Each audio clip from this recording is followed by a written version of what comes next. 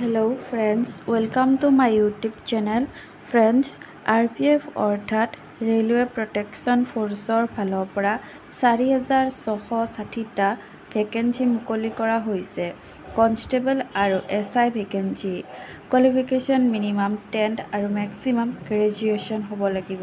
অৰ্থাৎ যোনসকলে কনষ্টেবল ভেকেঞ্চিৰ বাবে এপ্লাই কৰিব তেওঁলোক 10 পাছ কৰিলে হ'ব আৰু যিসকলে SI ভেকেঞ্চিৰ কাৰণে এপ্লাই কৰিব তেওঁলোকে গ্ৰেজুৱেট হ'ব লাগিব। এইখন হৈছে ইয়াৰে অফিচিয়েল এডভাৰটাইজমেণ্ট।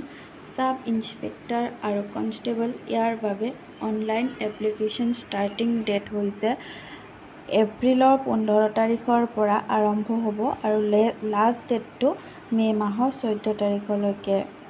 সাব ইন্সপেক্টৰৰ 35,000ৰ পৰা ষ্টাৰ্টিং হ'ব চেলাৰী। এজ লিমিট 20ৰ পৰা 28 বছৰৰ ভিতৰত।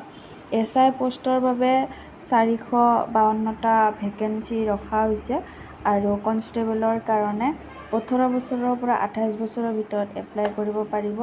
এইখিনি ভেকেঞ্চি 4,208টা ৰখা হৈছে আৰু আজিৰ ভিডিঅ'টোত এইখিনিয়ে আছিলে। যদি ভাল লাগিল লাইক এটা কৰি দিব আৰু নতুনকৈ যদি কোনোবাই চাই আছে তেন্তে ভিডিঅ'টো ছাবস্ক্ৰাইব কৰি থৈ যাব। ধন্যবাদ।